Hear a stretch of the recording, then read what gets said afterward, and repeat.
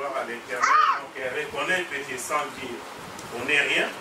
Donc tout ce qu'on est, c'est lui. Donc c'est lui qui nous donne la respiration, il nous donne la bonne santé, il donne le travail, il donne à manger. Donc tout ce qu'on a, ça vient de lui. Ça vient de lui.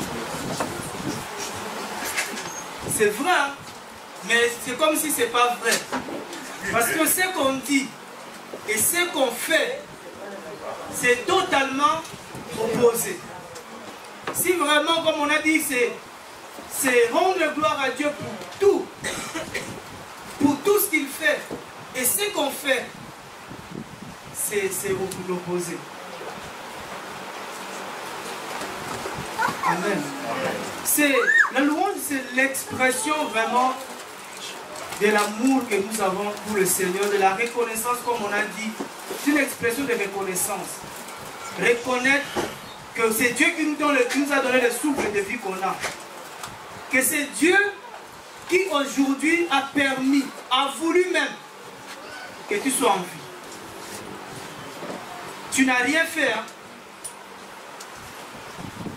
Dormir et se réveiller, ce n'est pas un hasard. Il y en a qui, sans être malades, ils sont dormis comme toi hier, mais aujourd'hui ils ne se sont pas réveillés.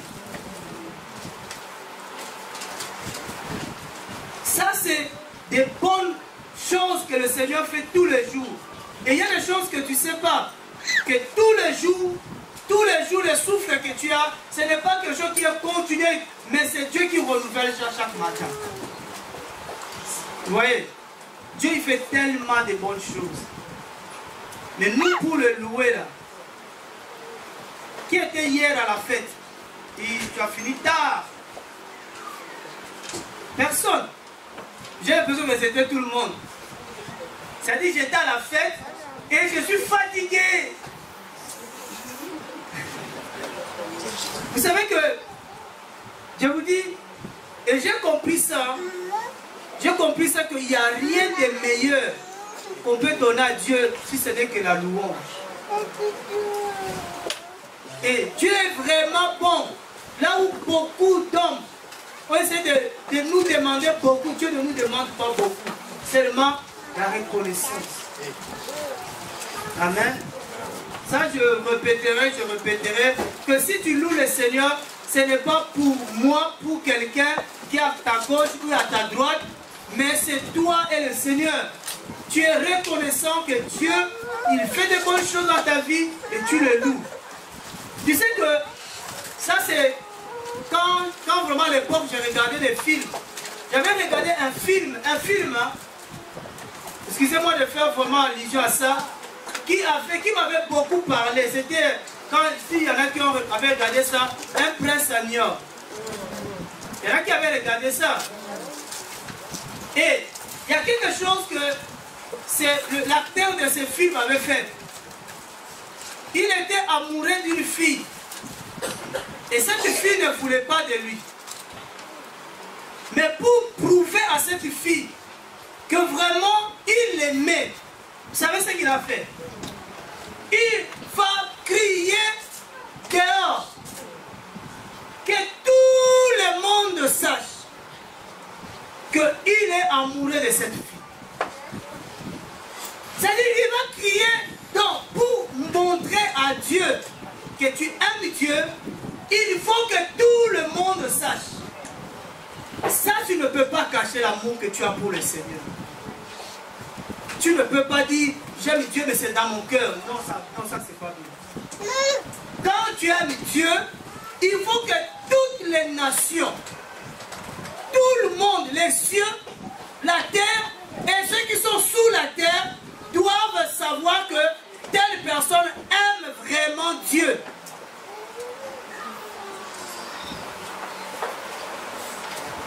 Amen. Amen. Est-ce qu'on est d'accord? C'est-à-dire qu'il faut que le monde sache que toi tu aimes Dieu. Et encore, on peut aller plus loin. Que pour l'amour que tu as pour Dieu là, il faut qu'ils sachent encore que ils ne peuvent rien pour vous séparer entre toi et Dieu. Parce qu'eux, ils chercheront à vous séparer. Et les chrétiens ont vraiment beaucoup de choses à prendre. Vraiment, nous sommes, c'est dans la famille, hein, c'est vraiment dans la famille que... Vous savez, il y a encore une autre parole qui me fortifie dans les Écritures, c'est Genèse 2, le verset 18. On est très content aujourd'hui de voir encore Maurice et Pierrette, les Vergers, Madame et Monsieur Verger.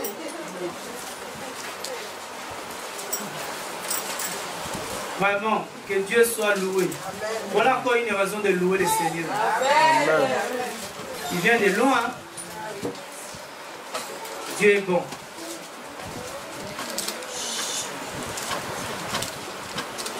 Et ce n'est pas un hasard qu'ils sont là. Amen. Beaucoup de gens me demandaient, c'est moi si, même 10 personnes m'ont demandé, ils sont où? Il y a même des gens de Paris qui me téléphonent, ils sont où? Amen. Amen. Genèse 2, 18.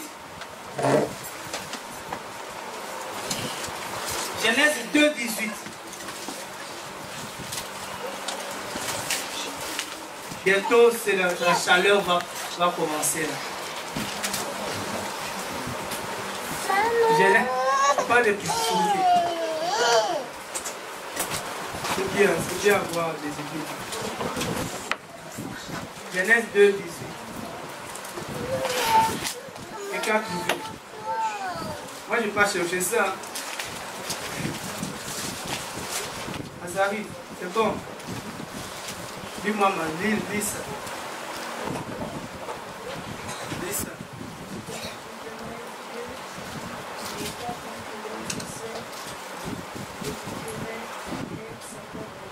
Amen.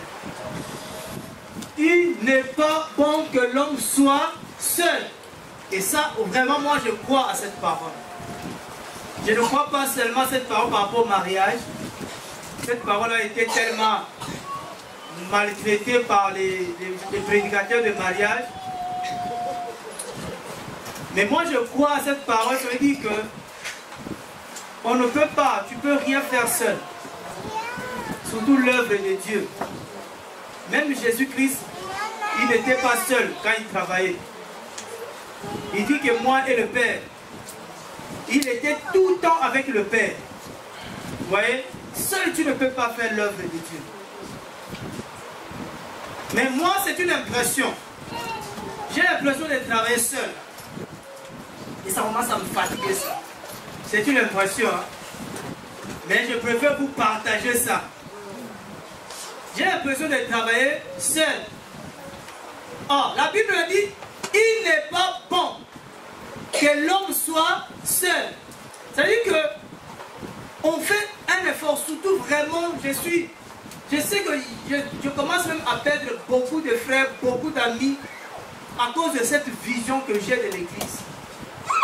C'est-à-dire que pour moi, l'église, on a déjà passé le stade où l'église était le patrimoine privé de quelqu'un.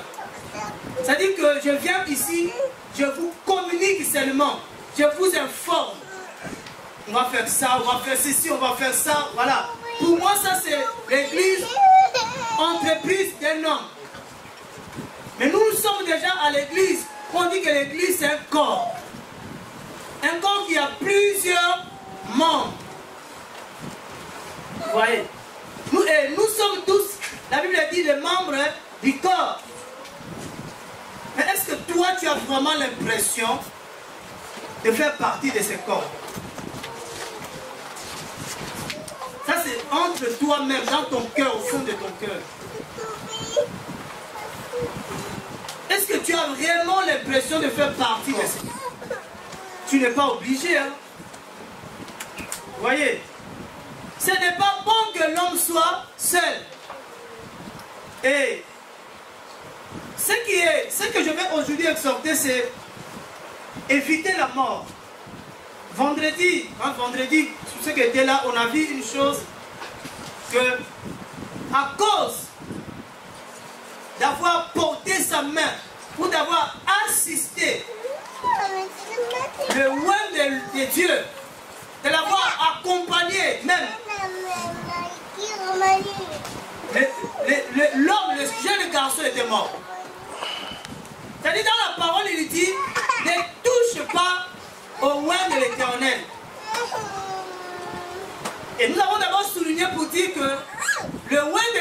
l'éternel, ce n'est pas ce que nous avons beaucoup entendu. Que c'est le pasteur, c'est l'apôtre, c'est le prophète, l'évangéliste qui est le oint de l'éternel. Mais le oint de l'éternel, c'est l'homme de Dieu. Et l'homme de Dieu, ce n'est pas seulement les 5 ministères. Mais l'homme de Dieu, c'est l'enfant de Dieu. C'est l'homme qui a l'esprit de Dieu. Amen. C'est un homme de Dieu et c'est le oint de l'éternel. Et la Bible dit qu'il y avait un jeune garçon au temps de Saül qui a assisté Saül. Saül lui a dit, viens et mets-toi sur moi, comme ça l'épée va entrer et je vais mourir. C'est-à-dire qu'il a aidé Saül à mourir. Quand David a appris ça, David a demandé que lui aussi passe à la mort. Mais j'ai compris qu'à part ça, beaucoup de gens aussi, beaucoup de chrétiens sont en train de mourir. Parce que tu peux être là et ne pas être là, tu peux mourir. Je vais m'expliquer. Amen. Amen. Mais prenons Nombre, chapitre 1er. Nombre, chapitre 1er. Moi, mon travail, vraiment, je pense que c'est avertir seulement le peuple de Dieu pour éviter la mort. Si nous travaillons ensemble, nous avons déjà dit, Dieu nous a dit ici plusieurs fois, si on travaille ensemble, nous aurons un bon résultat. Mais si je travaille seul, je n'aurai pas un bon résultat. Amen. Et si tu essaies de travailler seul, tu n'auras pas un bon résultat dans ce travail. Nombre chapitre 1er, le verset 46. J'avais demandé aussi s'il y avait des gens qui étaient disposés à faire cette recherche. Combien d'enfants d'Israël étaient sortis de l'Égypte? Ils étaient beaucoup, nombreux. Mais là, on nous donne un chiffre. On nous donne un chiffre. Est-ce que tout le monde a trouvé le nombre? Dans le Pentateuque, dans les 5 livres qu'on appelle les 5 livres de Moïse. Nombre, le 4e livre. C'est bon, hein? Tous ceux disent, donc, on fit le dénombrement, fit 603 550. 603 000, regardez ce chiffre-là. 603 550. C'est beaucoup, hein? Ça, c'est déjà beaucoup. Mais on dit que ce chiffre-là, c'est seulement un dénombrement des gens qui étaient dénombrés à partir de l'âge de 20 ans. Jusqu'à combien? De 20 ans combien?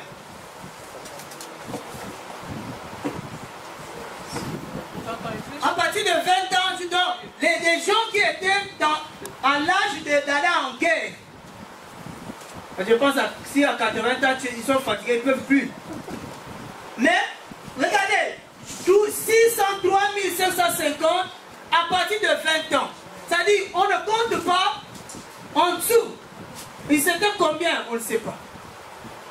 Et en dehors de ce chiffre, il faut enlever les personnes âgées qui étaient déjà fatiguées, qui ne sont pas comptées. Vous avez le noter. Même d'enregistrer, hein, c'est pas grave. Et en dehors de ça, il faut